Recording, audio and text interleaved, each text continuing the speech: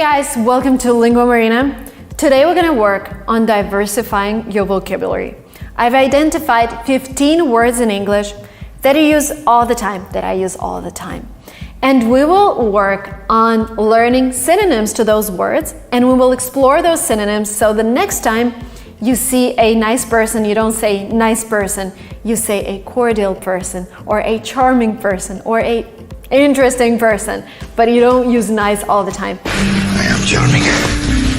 So if you're interested, smash the like button and continue watching this video. The first word is angry. We use it in many different situations. Oh my god, my husband is angry, I'm late for dinner. Oh my god, my parents are angry because I didn't come to visit them last weekend. Instead of saying angry all the time, you can give different meanings to this word and use different words. For example, my husband was furious because he prepared dinner for the first time in 5 years and I was late and everything was wasted. Furious is a great synonym. I'm furious! Another synonym is that after you were late, you had a heated argument. That means your emotions were over the top, you were arguing and fighting with your husband. Instead of saying that your husband was angry, you can say he was offended, he was bitter, he was irritated, and therefore he was cross with you. So instead of saying angry, angry, angry, you can use those great alternatives. Her face always looks irritated. Well, it makes it more irritated. Another word that we use all the time is the word other. Do you have any other options? Do you have any other solutions? Do you have any other shoes? Instead of saying other, you can say alternative. Are there any alternative solutions to these problems? Let's talk alternative options. Do you have any further suggestions? Are there any different opinions on this problem? Another word that we use really often is the word answer. For example, when we have a problem, we say, what's an answer to this problem? In this case, this word can be replaced with the word solution, or you can replace it with the word explanation. What's the explanation to this problem? Excuse me? It's the only explanation. We often use the word literally. So for example, when you say, I was literally drowned in paperwork, that means that you're sitting at your desk and you have all these documents that you need to go through. So you're literally drowning. So this literally means that this is actually happening. You're not overreacting. This is your reality. You're drowning in paperwork. You can replace this word by saying absolutely. I'm absolutely overwhelmed at work. I'm absolutely drowning in all of these documents. Absolutely. Quick ad break. This video is brought to you by Skillshare, and they have an amazing course on copywriting, and I'm going to explain why I'm mentioning it here. Because if you feel that you're overusing the same words in English, try and write texts in English.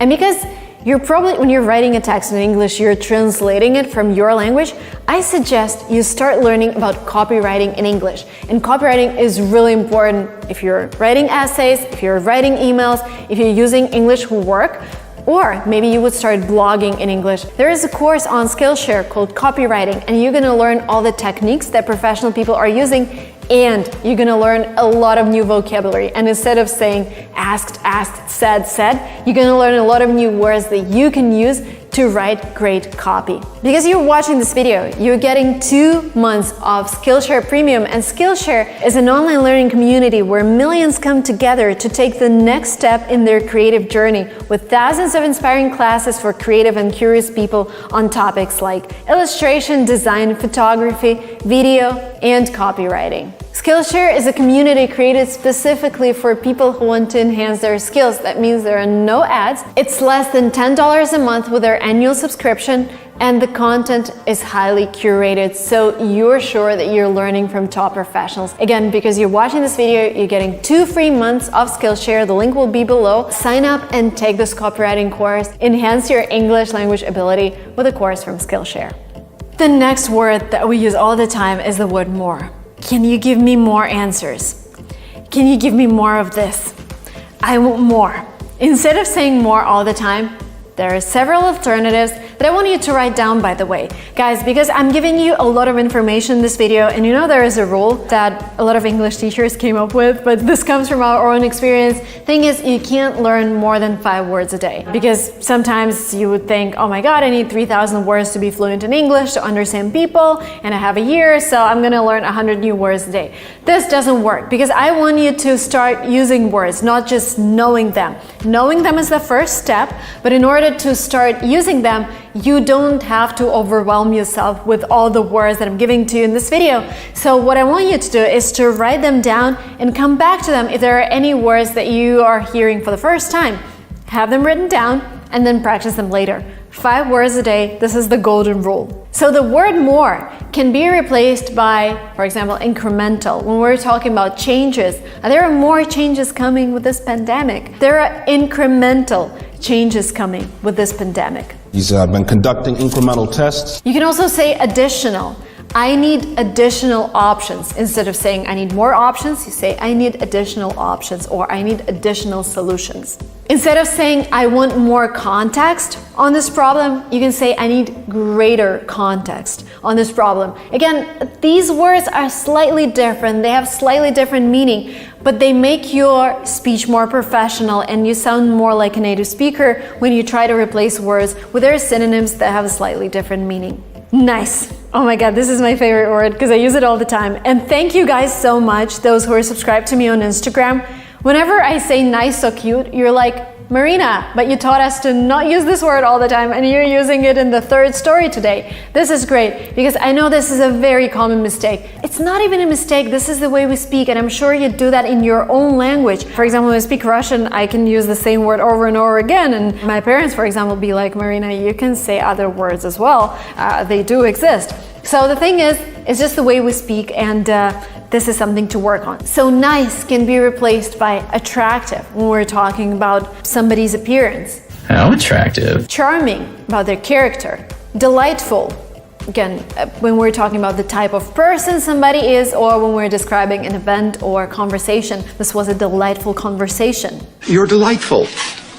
Lovely, polite, kind, gracious. Again, these words have a slightly deeper meaning than just being nice, and I would actually appreciate a comment, Marina, you're a very polite person, or Marina, you're a really charming person, instead of just nice, because nice is very general, and those words that I'm giving to you are revealing more details. Describe. This is a word that's really useful when you're writing an essay, because you describe a problem, this problem was described in a way, the person was described in a way, and this described is in every single paragraph.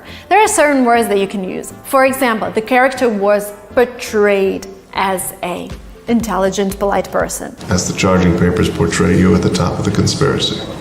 Or you can say the problem was characterized as a serious problem. Or you can say the accident was reported as this, this, and this. So always replace this described. Because by the way, if you're taking TOEFL and if you're writing an essay, they would actually deduct points from you if you're using the same words over and over again, because they want you to know synonyms and they want you to have a broader vocabulary for that test. Use. It's another word that we use all the time. We can replace it by adopt. You should adopt new words into your speech. Employ, utilize. Just want to utilize your skill set now. The next word that we're using all the time is the word hard. I had a hard day, this is a hard task, this is a hard problem to deal with. There are actually a lot of great alternatives. For example, the problem can be challenging. That means you're going to need to try and solve it. This is a challenging problem. Which becomes challenging. Or this is a demanding day. That means it demands a lot of your energy to go through it. Or you can just use plain old difficult. This is a difficult problem to deal with. Difficult, very difficult. The next word that we love to use is word many. I have many problems, I have many shoes, I have many friends. We say it all the time. Great alternatives are handful. I have handful of friends. Or you can say I have numerous friends, all over the world because I travel a lot and I speak English and I learn English with Lingua Marina, and this is why it's so good. By the way, thank you so much guys for everyone who's commenting down below with their progress in English, because this is the best thing that can ever happen when you're teaching people English on YouTube and then they get back to you and say, Marina, my accent improved, Marina, I was able to get into university of my dreams. This is the best. Thank you everyone who left comments like that. Instead of saying many, you can also say thousands. I get thousands of comments every single day. I don't get thousands, but still, I can use that instead of many. Thousands of people. Or you can say multitude. The next word is able. Are you able to manage this risk? Are you able to perform like that? Instead of saying able, you can say, can you manage to deal with this problem? I'll manage. Or you can say, can you handle this for me? Bad is the word that we learn when we start learning English, and this is a very natural word for us, and we try to use it everywhere for every single situation. But again, there are numerous synonyms to this word. First of all, if you're talking about somebody's performance, you can say subpar, which means like average, not really good, / bad. Bad performance can be replaced with subpar performance. From the subpar education. Lousy is another great synonym. Happy is a great word that we all know, but again, it's so widely used that sometimes you really need to replace it with something else. I had a happy day, you can say I had a delightful day. I feel happy, you can say I feel pleased, I feel cheerful. When you're very happy, you can say I am thrilled. I'm thrilled with your progress. I'm thrilled with our new apartment. Yeah, I'm thrilled. Another alternative to thrilled is ecstatic. This is like you're on top of the world, ecstatic. Unique is also a very common word, and I know why, because in many languages we kind of adopted this word unique. It had the same roots as an English word, so we use it all the time.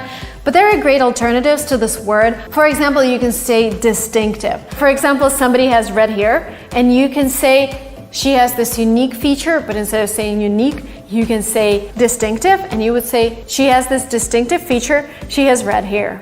Definitely distinctive.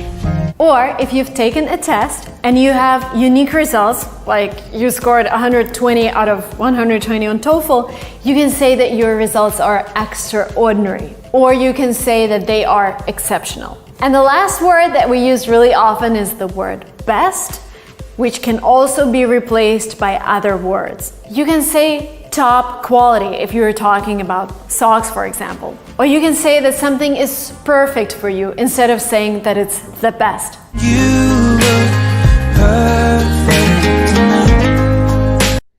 A number of English words are spelled the same way and pronounced the same way, but have different meanings. Let's learn 15 of them in this lesson. Bark. The noun bark refers to the outer covering of a tree. The verb bark refers to the sound a dog makes. This dog is barking. Nails. The hard parts on your fingers and toes are your nails. You can also say fingernails and toenails more specifically. Nails are also thin, sharp metal pieces used in construction. Jam. The noun jam means a sweet paste made out of fruit. It is also called jelly. The verb jam means to put something into a space that is too small for it. For example, you would jam a week's worth of clothes into a small backpack. And a traffic jam is when the cars on the road are very slow or stopped. Pool. A pool, or swimming pool, is a man-made area of water for swimming. Pool also refers to a game where you use a white ball to try to knock other balls into the pockets of the table. This game can also be called billiards. Mine. The word mine is a possessive adjective. For example, the blue car is mine. Mine is also a noun. It can refer to the place where minerals are dug out of the earth. This activity is called mining, and the people who do it are called miners. A mine or landmine also refers to a bomb that is buried underground. It will explode when someone steps on it or drives over it. These are used in war. Bolt. The word bolt can refer to a type of metal fastener, a single ray of lightning, or it can be a verb meaning to run very fast. Season. You probably know that the noun season refers to a period of the year with particular weather. The verb season means to apply spices or flavorings to food. These can be called seasonings. Novel. The noun novel means a fictional book of significant length. The adjective novel means especially new, unusual, or different. For example, a novel approach to solving a problem. Draft. The noun draft refers to a current of air into an enclosed space. For example, if there's a space under your front door, there will be a draft in the house, and it might get cold. Draft as a noun also refers to a version of a document, plan, or drawing. A rough draft is a version that has not yet been revised, and the final draft is the final version of it. If a country has a draft, it means the citizens must obligatorily participate in the military. Draft can also be a verb in this case. A person can be drafted to serve in the military. Squash. The word squash refers to a family of vegetables that have hard exterior shells, and we eat the inside part. Squash is also an indoor sport played with rackets and a ball. Squash can also be a verb, meaning to crush something, compress or destroy it with pressure. You would squash a spider if you saw it crawling across your kitchen floor. If you put something heavy on top of your bread when loading your grocery bags, the bread would get squashed. Buckle. The word buckle refers to a metal clasp, such as one found on a belt. Buckle is also a verb meaning to close or fasten such a clasp. For example, you should buckle your seat belt when you get into the car. The opposite is unbuckle. The other meaning for the word buckle is to collapse, especially under a lot of weight or pressure. For example, a person's legs might buckle if they faint, become unconscious. If you buckle under the stress of your job, it means you break down emotionally. Current. The adjective current describes something that is modern or happening now. Current as a noun refers to the direction and speed of flow of a liquid, such as water in the ocean or in a river, gas or electricity. Harbor. The noun harbor refers to a sheltered area of water that is deep enough so that ships can anchor there. The verb harbor means to provide shelter. For example, it is a crime to harbor a fugitive. A fugitive is a criminal who is running away from the police or legal authorities. You can also harbor negative feelings such as resentment or a grudge, meaning to keep those feelings alive inside you.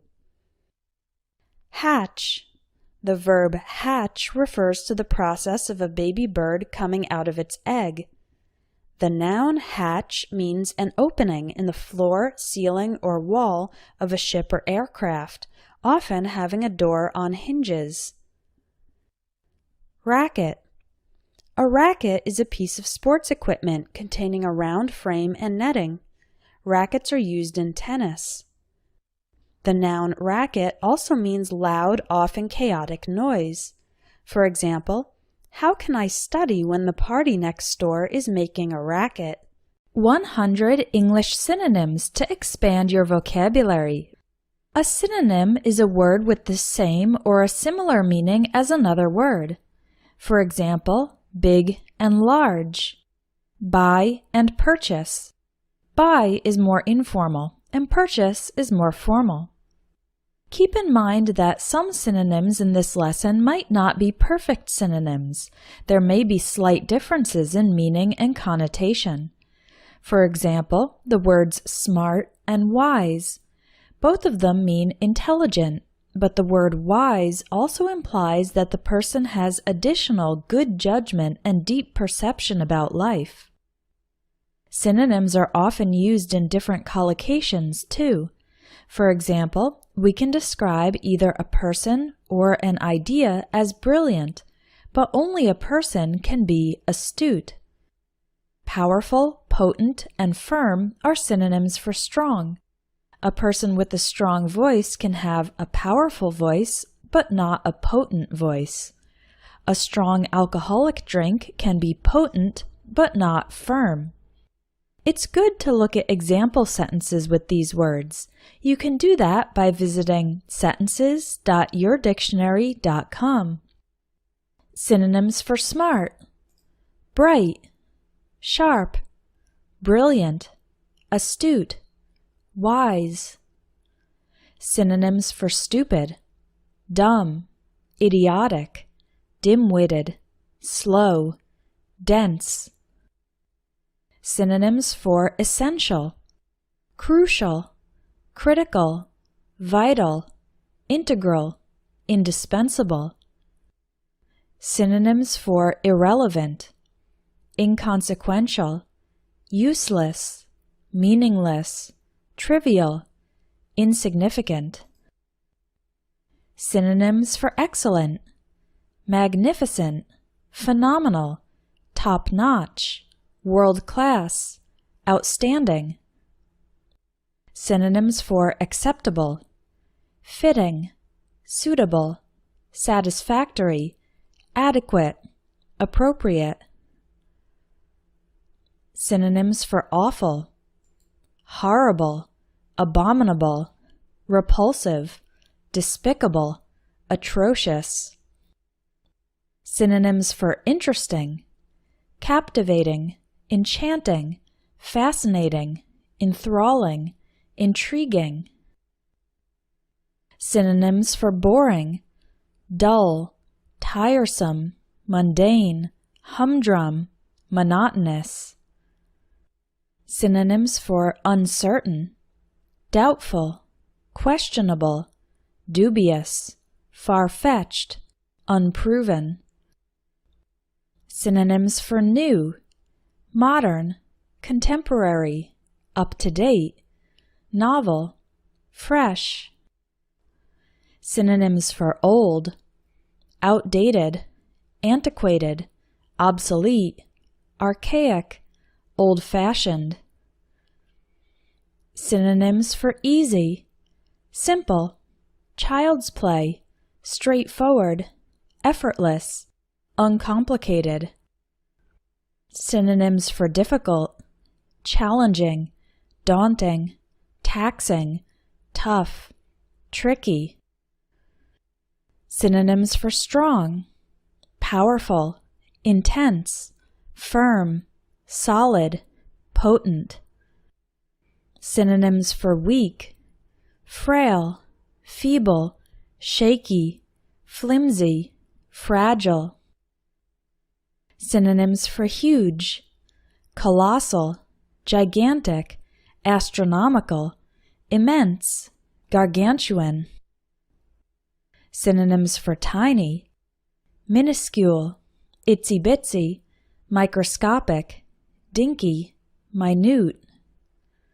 Synonyms for many: copious, abundant, numerous, ample, bountiful.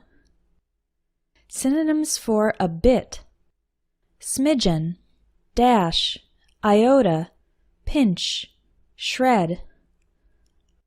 Synonyms for excess: glut, plethora, wealth, surplus, overabundance. Hello my dear subscribers! Today I wanted to share my tips of learning English language. I know that many of you dream of having a great English language without your accent, and believe me, this was my dream for many years, and I've struggled to learn things, I've struggled to learn the accent, and today I wanted to share my most effective tips that I've used to learn English language. Now, the first thing, you have to have a very specific goal, like getting into a foreign university or getting a job with an English language employer. But I know on different stages of our lives, we don't have this specific goals. And the target is to make learning English your lifestyle. And you can do it by doing many different things. Like the first thing you can do, which is super easy, is just set your iPhone or your Android or whatever phone you're using to English language. So you would see all of those English words every day during your life, like send a message, watch a video, everything should be in English. And maybe you would think, oh, I know all of those basic words, but really you would meet so many nuances that you would remember and that would, stick to your memory, and you would be able to use them later. The second thing you need to do is surround yourself by English. I know this is very difficult because I'm from Russia and not many people speak English here, and it's not like, for example, in Finland, I think everybody speaks perfect English. If Finnish people are watching me, how did you do that, guys? That's amazing. But in Russia, nobody speaks good English. Like, there are some people, but it was very difficult to surround myself with English language. But now, in the years of media and technology, we have YouTube. And this is the best thing you can do, like switch on a YouTube blogger who speaks English. And the best thing to do is maybe select a YouTube blogger who is coming from your country, because he would still have this slight accent, like I have slight Russian accent, and it would be easier for you to understand him or her. And it would also motivate you, because you would see the person from the same background and you would see him, speaking English language without an accent. So I watch Vitaly ZDTV. He's from Russia, but he films in English, and probably you guys know him because he's a prankster and he does a lot of pranks, and well, he's amazing. Like, if you're from a Russian speaking background, please watch his video. And another thing you can do, I know, well, all of us have internet, and you can watch news on the internet. If you like American English, watch CNN. You can also read their articles. It's not necessary that you only watch the videos. For British English, watch BBC. And I know some people think that news produced by their own country might be a little biased, like maybe there's propaganda involved. And I think this is a good motivation to watch news in English language, because you would get a different view on what's happening in your country and what's happening in the world. And I know for many countries this is a problem. So do that, just watch news in English, but make sure that you also understand that CNN news are, kind of influenced by American culture, and BBC news are influenced by British culture. But having a video playing on the background, for example, I'm watching English language YouTube bloggers when I'm washing up, when I'm cooking something, it's not necessary that I listen to every single word that they say, but I have this, English language background, and it really helps. Another thing you can do, listen to English language songs. And I know this is the easiest part, because all of us listen to, I don't know, who's the most popular now? Justin Bieber. I know many of you hate him, but Justin Bieber, Britney Spears, all of those names. Pick whatever you like. There is Radio 1 in the United States. I love their music. I listen to it every time I'm in the car, and they have like the best hits. You can stream it online, or you could, download English language songs to your phone, but also make sure that you read the lyrics before you listen to them, or maybe listen to them for a couple of times and then read the lyrics and then go back to the song, and you will be amazed how many things you understand. Because when you first listen to the song, what you hear is, if it's an English rap song, you would hear do do do do do do do do do do, and you wouldn't get what they're saying. But after you read the lyrics, those do do do do do sounds would make sense, would make more sense anyways. You would get a couple of words. And please do that. And if you want more details on how to learn English using songs, please use the link below to see how I do that and how best language schools all over the world do it. Also remember that we live in a digital age, and there are so many things you can do online, like the most basic things, Google Translate. When you're translating a word from English to your own language, please make sure you also listen to how this word is pronounced in English.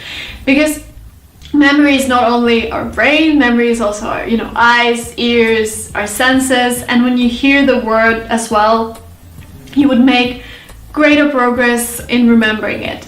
The second thing you can do using Google is when you're Googling a word, try to Google it in images. You know, there is a special section in Google called images, and if you Google for a word there, you will get pictures and, you know, icons of that word, and that would help you remember the word. I also use stickers. Like, this is one of the best methods you can do. Like, place a sticker to different objects in your apartment, like sofa, lamp, bed. But if you're watching this video, you probably know all of those basic words. But try your kitchen. Like, do you know what buckwheat is, or oatmeal, or I don't know, whole grain bread? You know, all of those very specific things that you would need when you come to the States or come to Great Britain to explain what you want for breakfast. You have to know those words. So just use your kitchen as a place where you also learn. Like, I use containers for grains, and I just sign them with the words that I need to know. Another thing you could do, our brain is really good at remembering things in space. And you can also use the objects in your room for specific words, and it's not necessary to put the sticker with the word window on your window, but you can put something like admissions, and then your brain would remember that on window we had something connected with getting into a university, and then hey, admissions. And this is something, you know, many specialists are working on right now, like VR specialists, when you put this weird gear on your face and you use it to learn something, and they kind of put you into imaginary room where you can see the objects or like words placed on different objects in the room. So really use it in real life. Place different words all over the place. Also, there are loads of apps that you can use to learn English. Duolingo is one of the best, but it's basically for beginners. There's Easy 10 to learn just words. There are a lot of YouTube bloggers like me, if you like my videos, or other YouTube bloggers who, you know, just speak English and teach you different, very important stuff.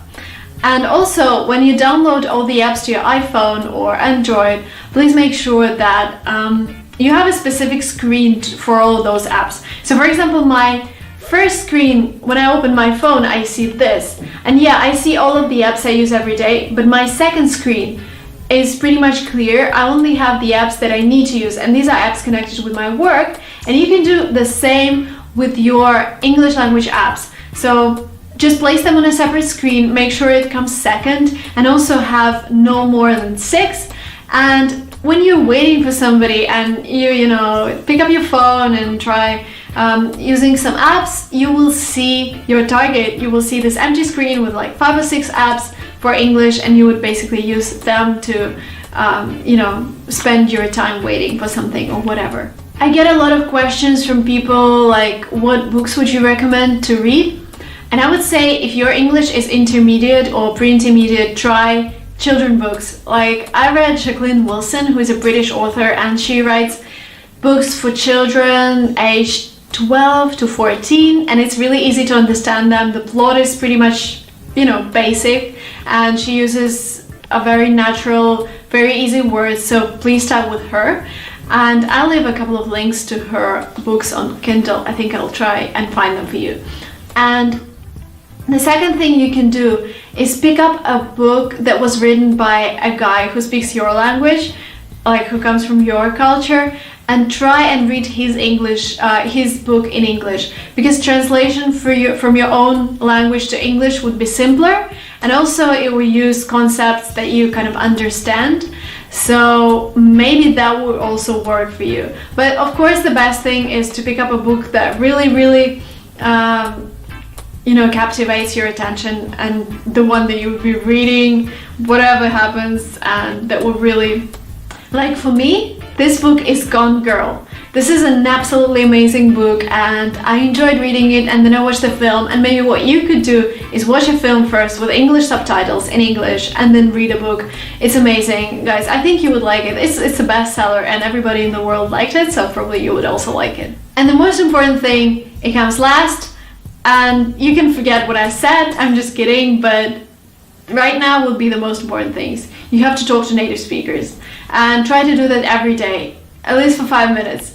And I know an amazing company that does it. It's actually my company, languagetrip.com. We help you connect with a person who wants to speak English language, and he can be located anywhere in the world, and all you need to do in order to talk to him is just click a button, and you will be instantly connected to that person, and you will be able to speak English to him and ask him, how's he doing today? What does he do for a living?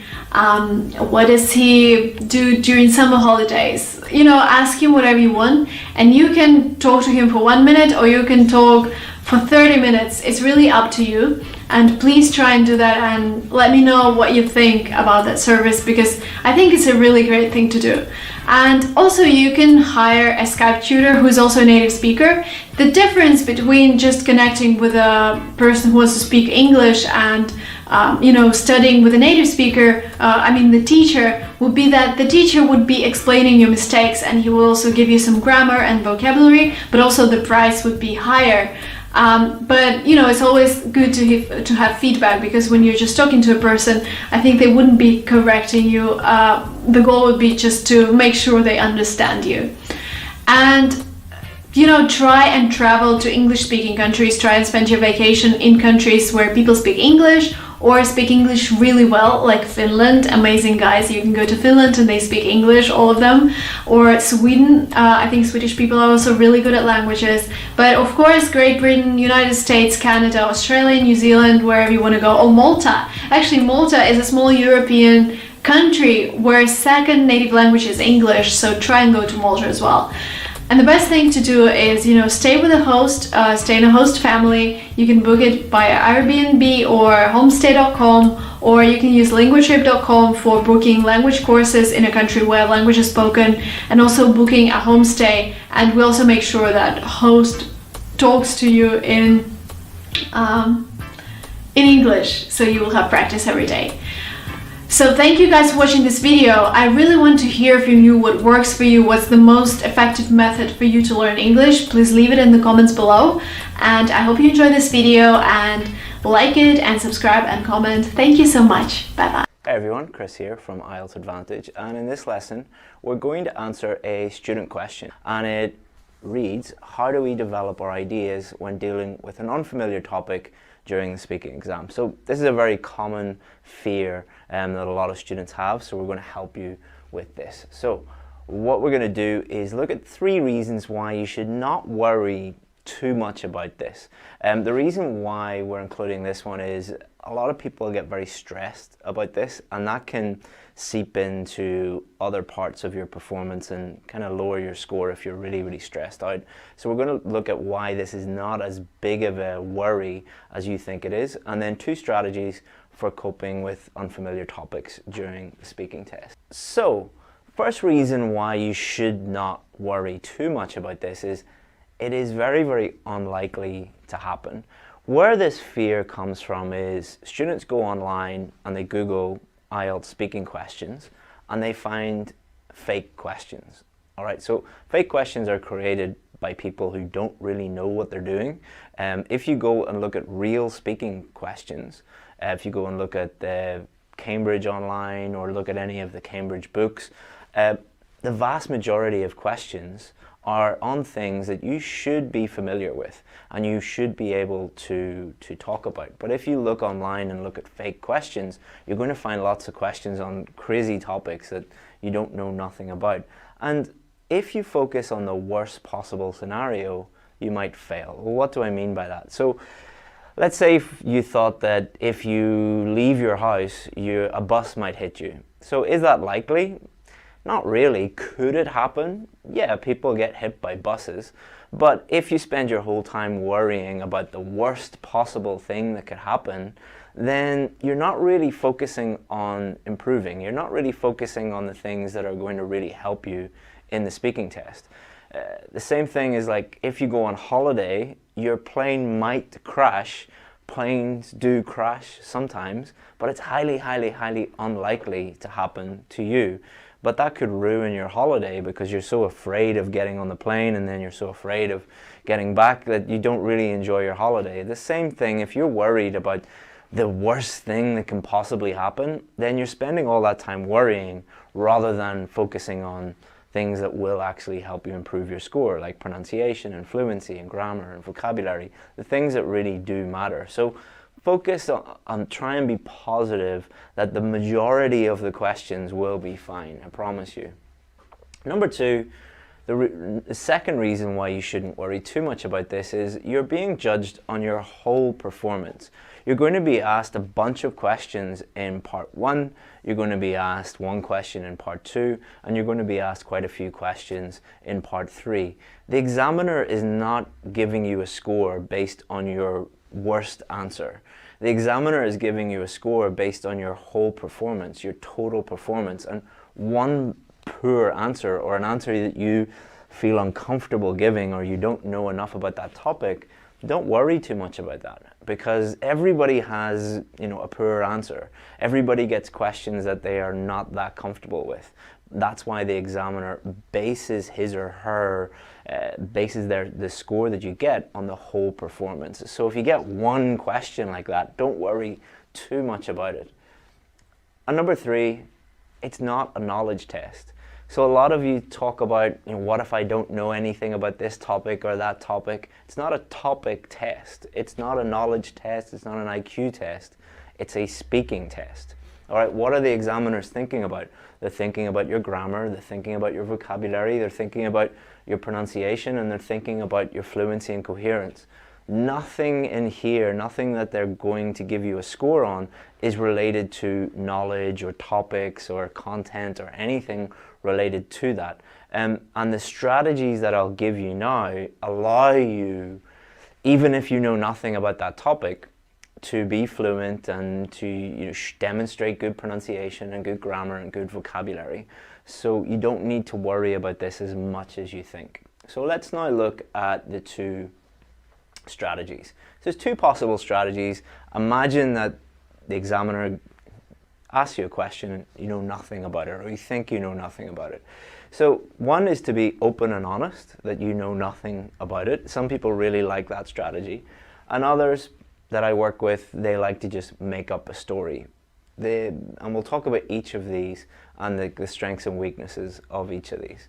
So a lot of the questions, even though they're kind of designed for everybody, you might get a question that's just not applicable to you whatsoever.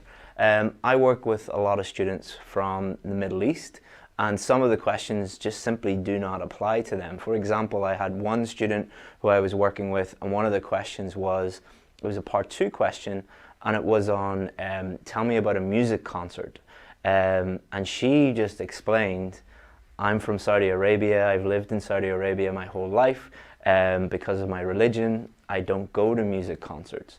And then she went on to explain what it was about her religion, that she couldn't go to music concerts, and then she said, if I could go to a music concert, I would like to go to this one and that one. And she spoke for 2 minutes about the fact that she couldn't go to a music concert because of her cultural background and her religion. So even though she couldn't technically answer the question and couldn't technically talk about that, it was absolutely fine. And no examiner, if you are open and honest and just tell them and give them the reason why you know nothing about that, then that will be fine. Remember, you're not being judged on one answer. You're being judged on the whole thing. And it's impossible for every question to be like, I know nothing about that. So just be open and honest about it. But there's 2 ways that you can do that. One very effective way and one that's not effective. Some people are open and honest and just say, I know nothing about that topic. Right? That's not so good. All right. If you just say, I don't know, or I don't know anything about that topic, again, you're not really demonstrating any grammar or any vocabulary or fluency or pronunciation, because you're not giving the examiner enough to go on.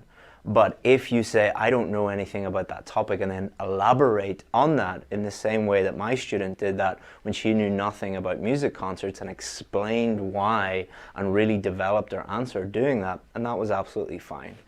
Other students are more comfortable just making up a story. Some people are natural storytellers, and some people like doing that. They like inventing a story, and it's not lying.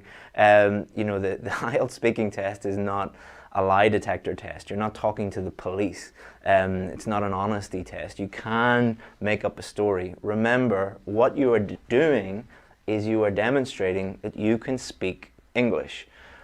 Fluency, pronunciation, grammar, and vocabulary. Whether that's the truth or not, it doesn't really matter. The examiner is not going to like, wait there, I'm going to check whether what you said is true or not. They don't care.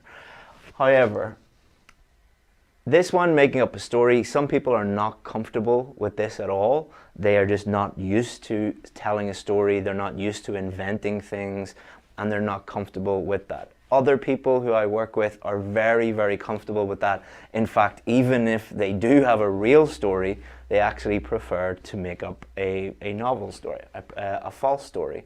So those are the two strategies. Those are very easy to use. Either be open and honest, but develop your reasoning and explain why you can't answer that, or just make up a story. The example I had here was, I was working with a Vietnamese student, and the question was about a gap year. And in Vietnam, it's just not very common to go on a gap year. The year between ending high school and going to university. Here in Ireland and the UK, it's very, very common for people to take a gap year, but in Vietnam, there wasn't. They don't do it that much. Some people do, but very rare. So the Vietnamese student, he was a natural storyteller, and he just made up a whole story about him going to Europe and traveling, and he talked about going to London because he liked Harry Potter, and he went to Ireland because he likes the Game of Thrones where it's filmed, and all of these things. Just made it up and was very fluent and demonstrated that he could talk about it. What I would recommend doing is try and find some questions, or you could do this with a partner. Try and find some questions on topics that you're not very comfortable using or not very comfortable talking about. Try being open and honest and just saying, I don't know anything about that, and developing it, or try making up a story and see which one you feel most comfortable with. It's always best to tell the truth. Just use this as a last resort. But as I already mentioned, it's for these reasons, it's actually very unlikely to happen, so don't worry too much about it. Hey, Chris here again. Hopefully you enjoyed that video. If you want more videos, here are some for you here on the screen. And don't forget to like and subscribe. Hopefully see you again soon. Bye-bye. There are many ways to give instructions in English. Before we start, let's talk about a few ways to ask for instructions. Asking for instructions. The most common way to ask for instructions is to say, how do you? Or, how do I? Do not ask how to. That is incorrect. How to fix this? Wrong. The correct way is, how do you fix this? When you say how to verb, you are actually giving an answer, not asking a question, as in, this is how to fix a broken headlight.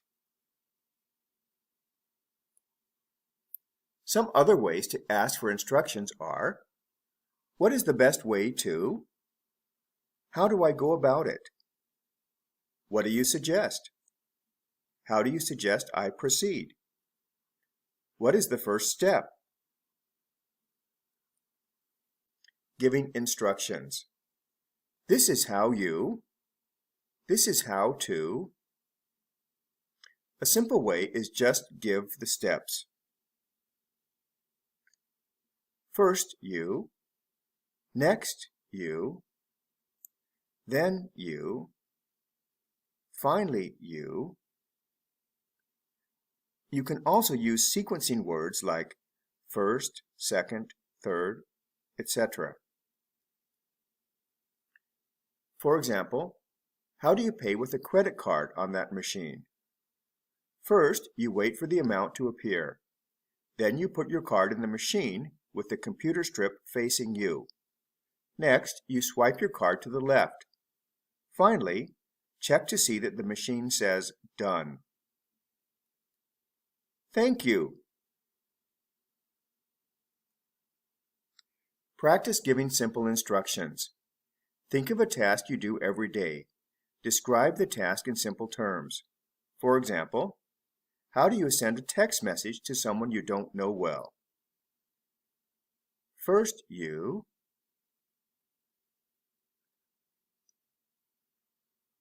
can pause the video to practice giving instructions.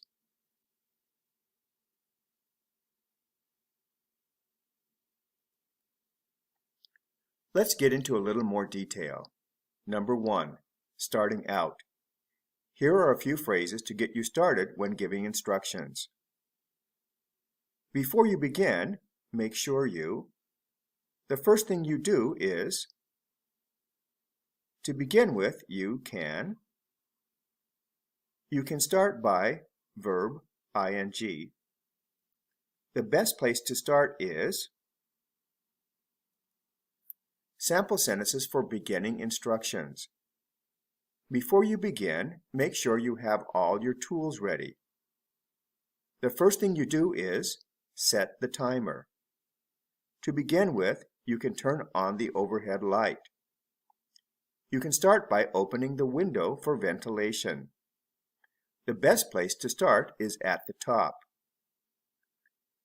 You can also say, I would start by. This is more like a suggestion. Number 1, practice the beginning part of your instructions.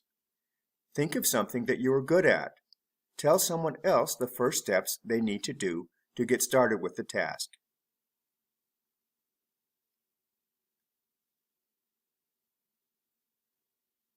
Pause the video and practice giving the first part of your instructions.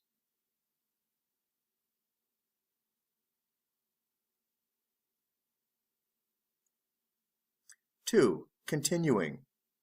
To continue giving instructions, you can use phrases like, after that, the next step is to, the next thing you do is, once you've done that, then, when you finish that, then. Sample sentences for continuing. After that, you turn the power on. The next step is to open the control valve. The next thing you do is check the water level. Once you've done that, you look at the meter. When you finish that, then put the lid back on. Note, these are just examples. They are in no particular order for doing anything.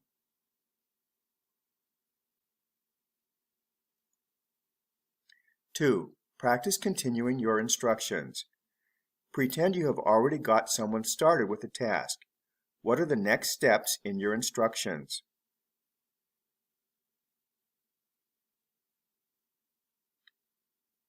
Pause the video and practice continuing your instructions.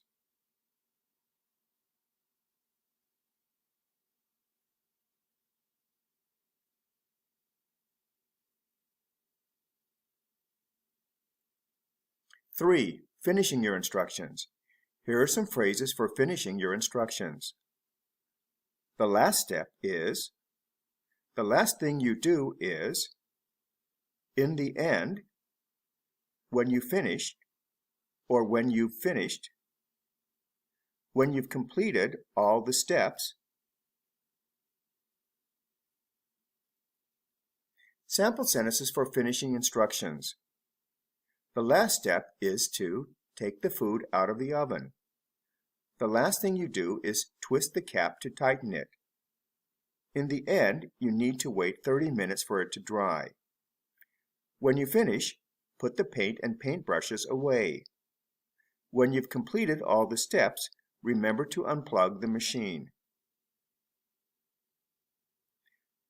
Some people use the present perfect to indicate completion.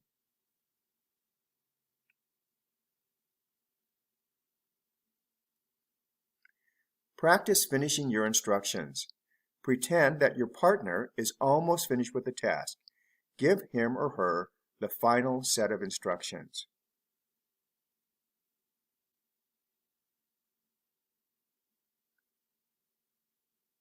Pause the video and practice finishing your instructions.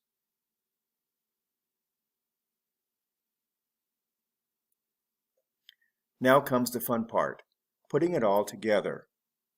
Ask your partner, teacher, or friend how to perform a specific task. For example, how do you bake cookies? How do you fix a leaky faucet? How do you use a cell phone app? How do you make an appointment with a client? Give your partner simple instructions on how to complete the task. Here are some more ideas for you. How do you use the subway system in this city? How do you fix a broken household item? How do you socialize at a party? How do you play a particular sport? How do you do a specific type of art?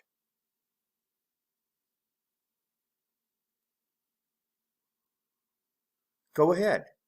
Talk.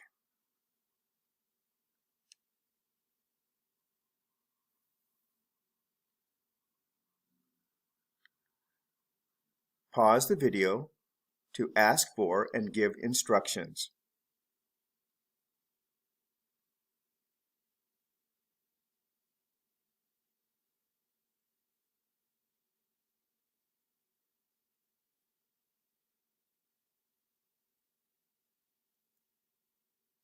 Keep practicing. Keep practicing giving instructions in English, and you will get better and better at it.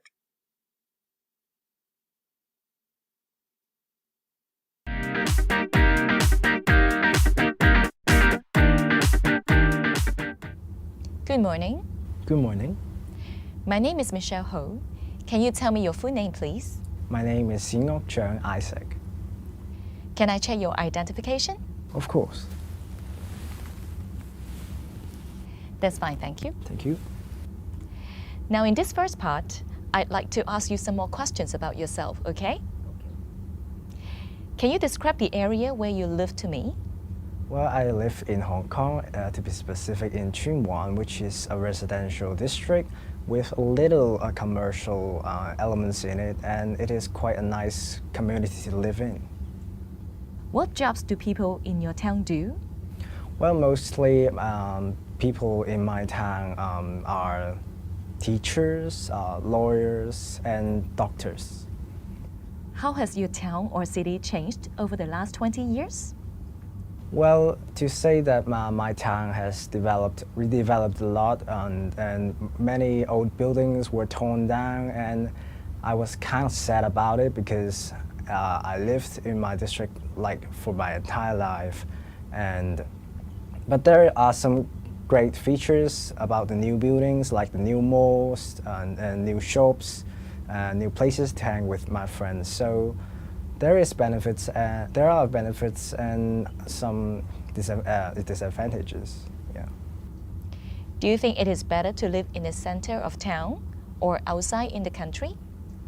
Well, I believe that living inside the town is much better than living in the countryside because it gets more convenient to travel to different places around the city, and living in countryside often have some undesirable pests, so I don't like pests so much, so I like to prefer staying in the city.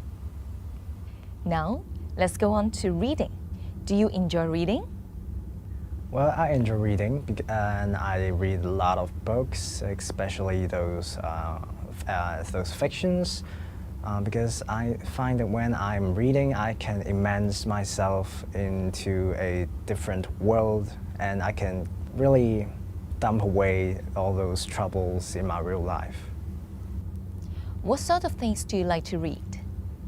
Well, I like reading fictions as it provides you with a completely new world, especially those science fiction novels, which gives you a chance to flow through the space and to explore the universe and something like that. Yeah.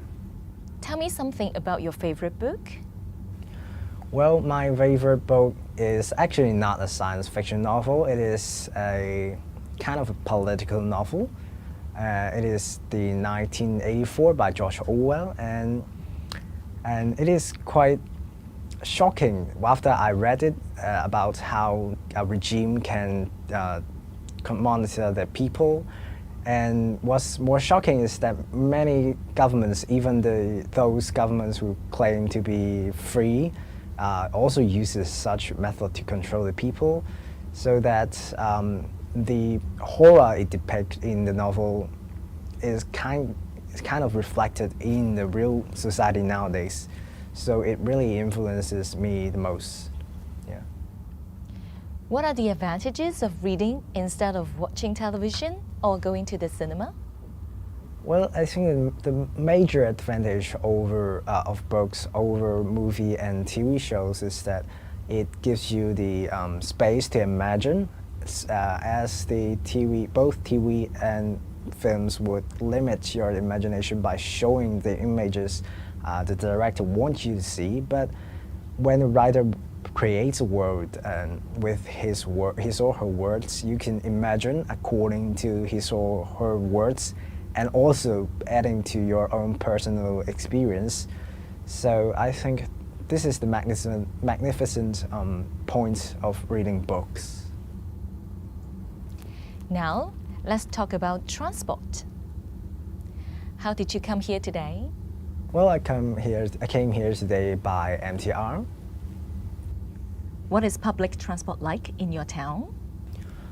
Well, the major public transport in my country is the railway, the underground railway, and also buses, and they are quite convenient, unlike most countries, because Hong Kong is a small city, but the traffic demand is high, so they often have a tight schedule, so it won't take long for people to wait for the transportation. Okay, now I'm going to give you a topic, and I'd like you to talk about this for 1 to 2 minutes. You will have 1 minute to prepare. Do you understand? Yes. Here is a pencil and paper for writing notes. And here is your topic. Please do not write anything on the topic paper. I'd like you to talk about an exciting experience.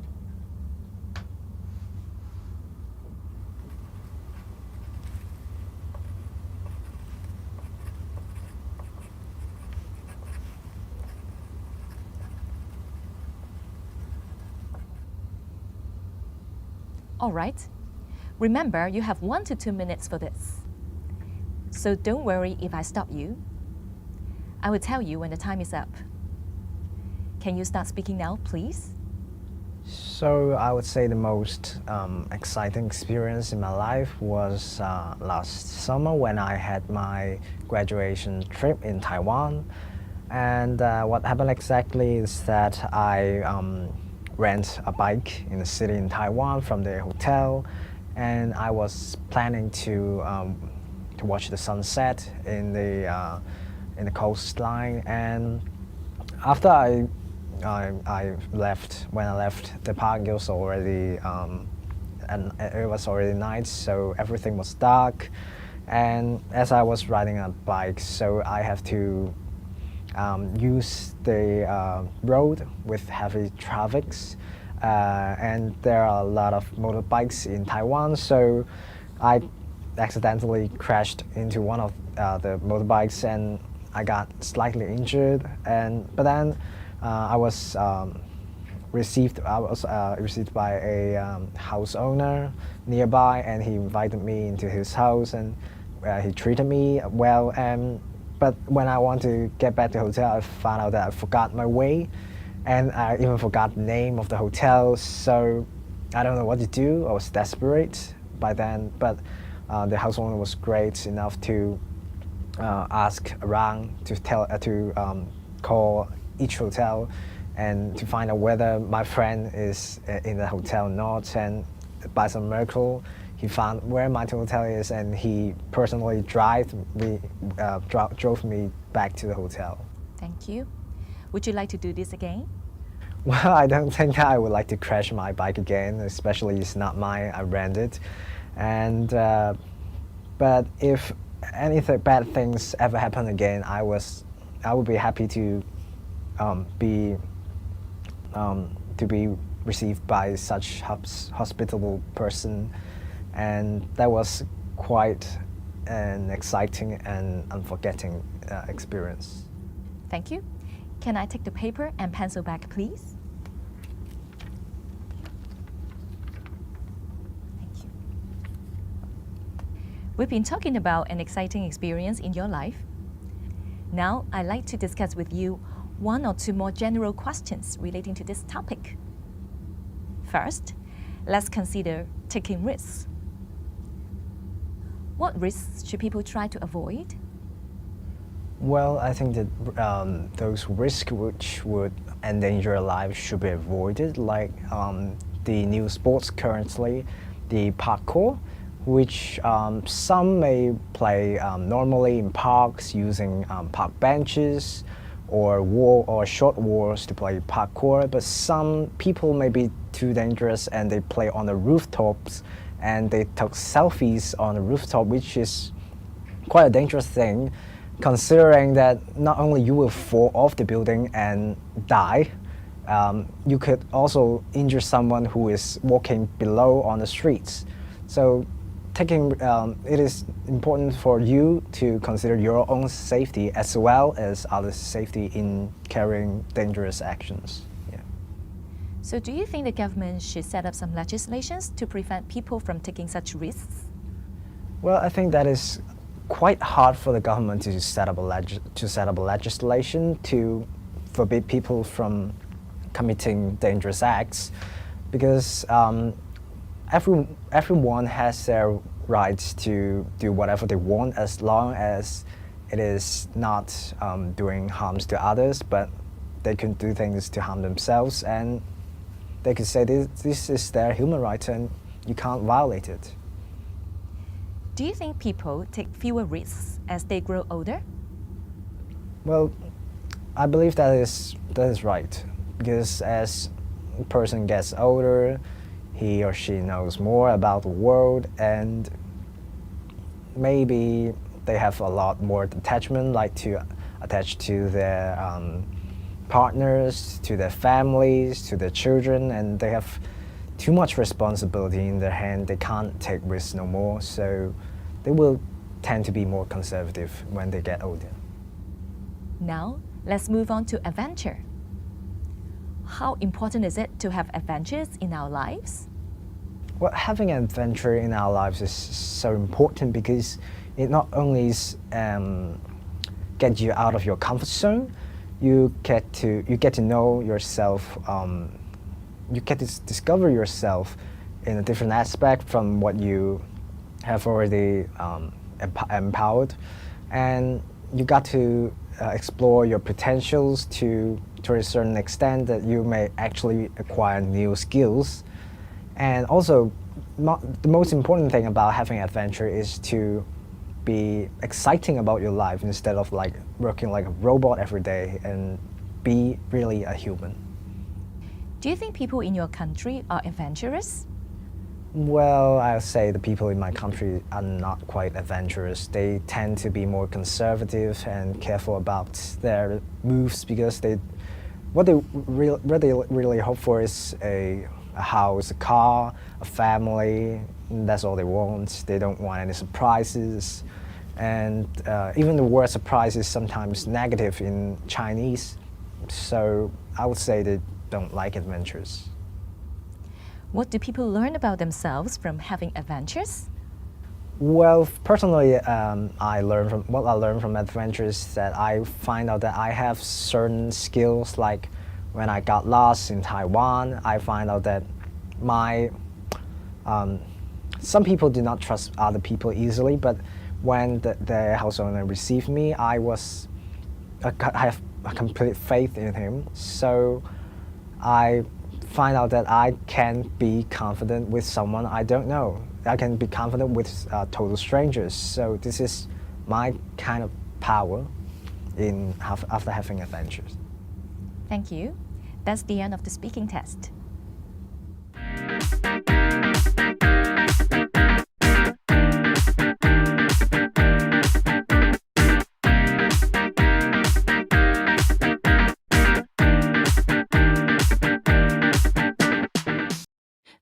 is nowhere like Scotland. Scotland is a country in a country. It is part of Great Britain, England, Scotland, and Wales, and of the United Kingdom, England, Scotland, Wales, and Northern Ireland. Scotland is in the far northwest of Europe, between the Atlantic Ocean and the North Sea. It is often cold and grey, and it rains a lot in some parts of the country. But the people of Scotland love their country, and many visitors to Scotland love it too. They love the beautiful hills and mountains of the north, the sea and the 800 islands, and the 6 cities: Edinburgh, Glasgow, Aberdeen, Dundee, Inverness, and Stirling. The country is special, and Scottish people are special too, often warm and friendly. There are about 5 million people in Scotland. Most Scots live in the south, in or near the big cities of Edinburgh and Glasgow. Most of the north of the country is very empty. Not many people live there. A Scottish person is also called a Scot, but you cannot talk about a Scotch person. Scotch means whisky, a drink made in Scotland. Scottish people are British because Scotland is part of Great Britain, but you must not call Scottish people English. The Scots and the English are different. These days, everyone in Scotland speaks English, but at one time, people in the north and west of Scotland did not speak English. They had a different language, a beautiful language called Gaelic. About 60,000 people, 1% of the people in Scotland, speak Gaelic now. But many more want Gaelic in their lives because it is part of the story of Scotland. Scotland is not a very hot country. In the summer, the days are long and it can be warm. But in the winter, the days can be just 7 hours long, and it often rains. For many years, Scotland was a poor country, but now things are better for most people. There is oil and gas in the sea between Scotland and Norway. Edinburgh is an important place for money, and there are big banks there, like the Royal Bank of Scotland. People in many countries drink Scotch whisky, and the whisky business makes a lot of money for Scotland. Tourists visit this beautiful country, and that brings money to Scotland too. Many people love living and working there, and more than 20 million visitors go to Scotland each year.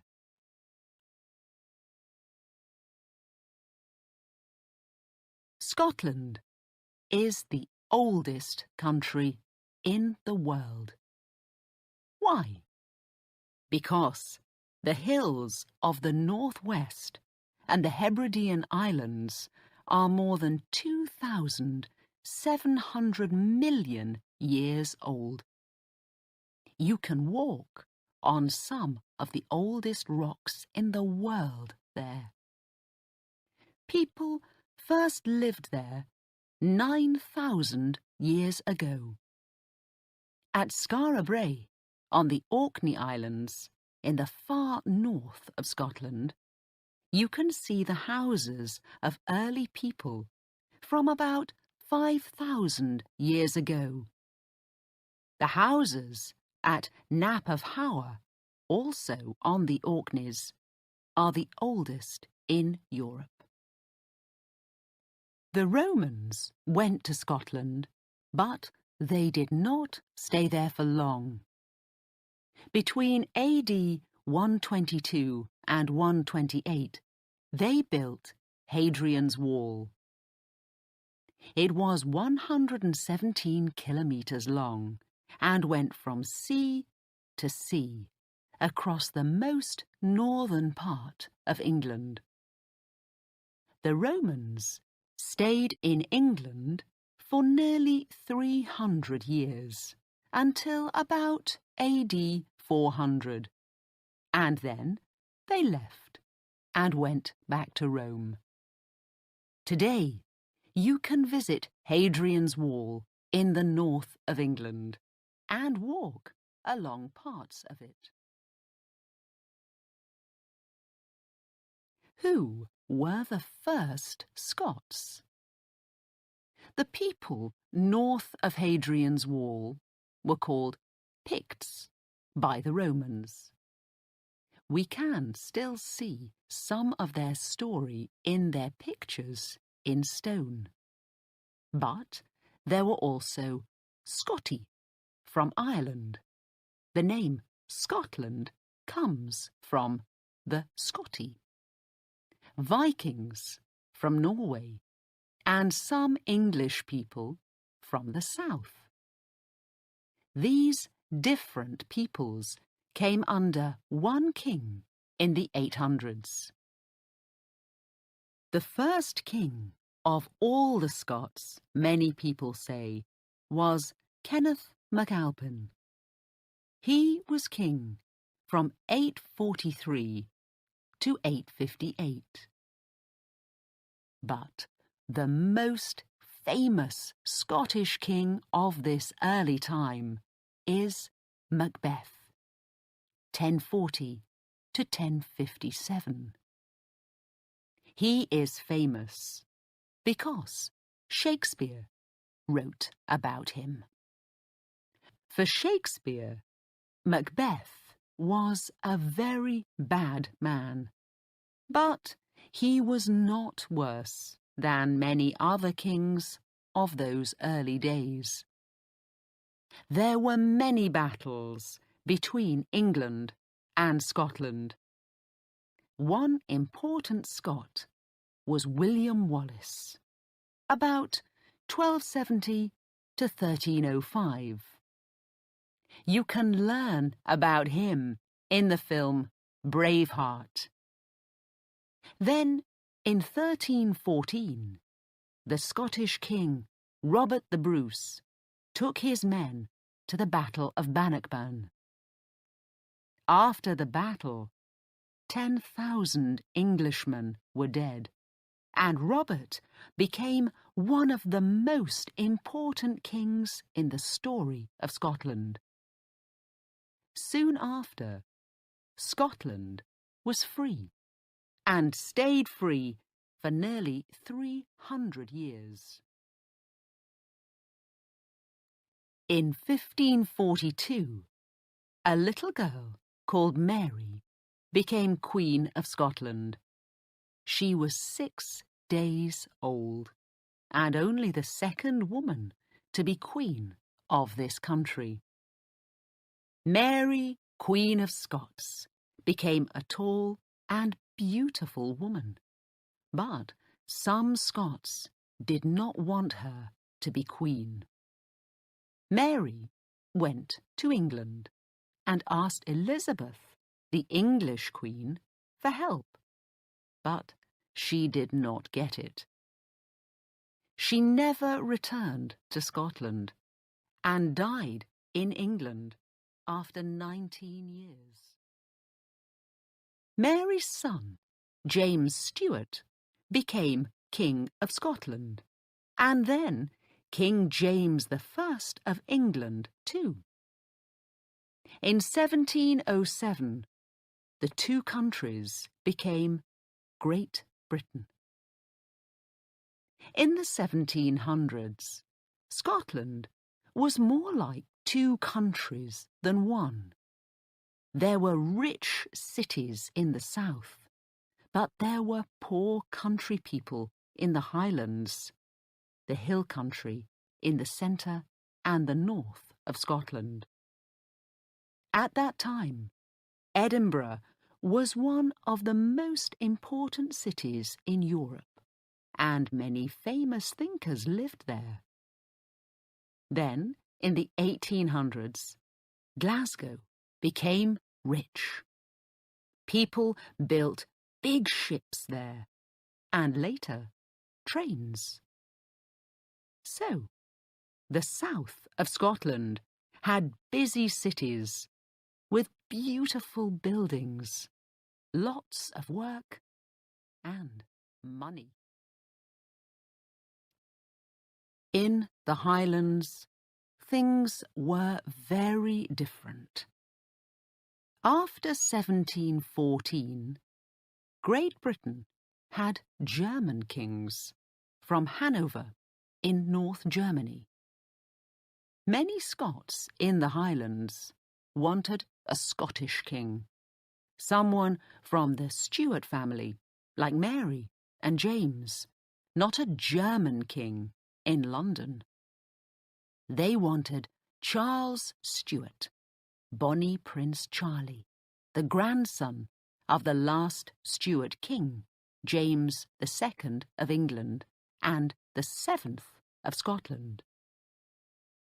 Charles Stuart left France and came to Scotland. He wanted to be King of Scotland and England too. But Charles and his men lost the Battle of Culloden near Inverness in 1746. Culloden was the last big battle in Great Britain. After the battle, the British soldiers looked for Charles, but he went into the hills. The people of the Highlands and the islands helped him to go back to France, but life became difficult for them after that. The British soldiers stayed in the Highlands and took away houses and land from the friends of Charles Stuart. After this, many poor families left the Highlands and went to the cities in the south of Scotland, or to other countries, the USA, Canada, Australia, and New Zealand. Some went because they wanted to begin a new life, but others went because the rich owners of the land in Scotland wanted to put animals there. Between 1840 and 1880, 40,000 people left just one island, the island of Skye. Life became more difficult in the 1900s, but oil and gas in the North Sea began to bring money to Scotland again in the 1970s. Let's look now at some of the famous places in the Scotland of today.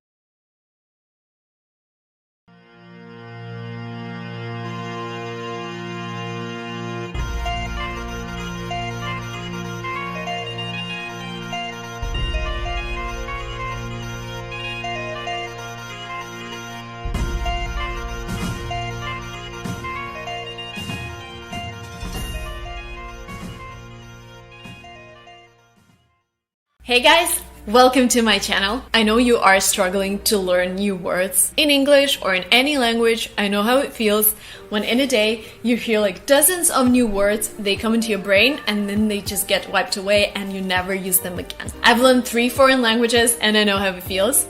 So today, I'm going to talk about methods that are going to help you memorize the words, and actually with these methods you can learn thousands of new words in a day. So if you're interested, please continue watching this video. When you learn a new word, make sure that you've learned all of the forms of it. For example, there are some words in English that can be used both as a noun, which is an object, as a verb, which is an action. For example, milk. Yes, milk is a drink, comes from a cow, but to milk is actually a verb and it means to get milk out of a cow. So to milk seems obvious and you've already known the word milk, but yay, there's another meaning. So many words like that. The most obvious ones are, for example, love, hope, kiss, drive, work, and there are many, many more. So you learn one word, but you actually learn 2 words. Number 2, there are words that end with T-I-O-N, for example, ambition. Guess what? In many languages, especially across Europe and maybe South America, they might sound completely the same. For example, ambition, Spanish, ambición. Correct me if I'm wrong, I've never learned Spanish, but I'm trying for you guys. I know there are a lot of Spanish speakers watching. Ambición in German, ambizione in Italian. Basically, these words are gonna sound pretty much the same. Other words that I can use: motivation, motivación, motivazione, dissertation, profession, portion, intonation, convention, sanction, and many, many, many other words. Write down the list of them, they're all gonna be the same. So the trick is, all the words that end with T-I-O-N in English are gonna sound pretty much the same in your language. Number 3, oh my god, is my favorite.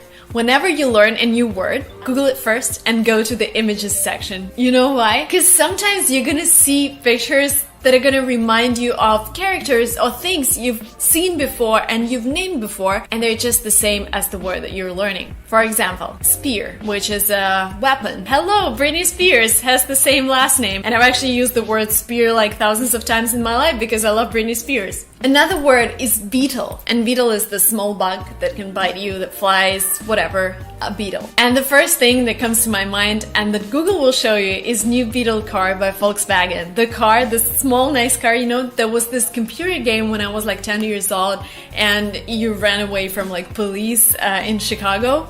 So they always used Volkswagen New Beetle. And yes, hello, I've been using this word for like hundreds of times in my life. Another great example is Gosling, and Gosling is a baby goose. And yes, Ryan Gosling, hello, Ryan Baby Goose. You will remember this forever. Method number 4. What you need to remember is that words in English have several meanings, and those meanings can be completely different, so make sure you learn at least 2 or 3 of those meanings. For example, the word to fire. To fire means to let somebody go, for example, an employee. You're fired. At the same time, the noun fire, you know, flames, all of that. If we talk about a word date, so to date means to go out with a loved one or with a person you really fancy, then a date itself is an action when you go out with somebody you love. Date is also this fruit or a berry, whatever. They sell a lot of them, like a fig, a date. And there is another meaning. A date can be a day in a calendar. Again, you have like this word, but you actually have 4 different words. Another example is to miss, and to miss means miss a bus. When you lost the bus, it is gone. When you miss somebody, you really long to see them, and Miss is a girl, so Miss Marina Mogilko, for example.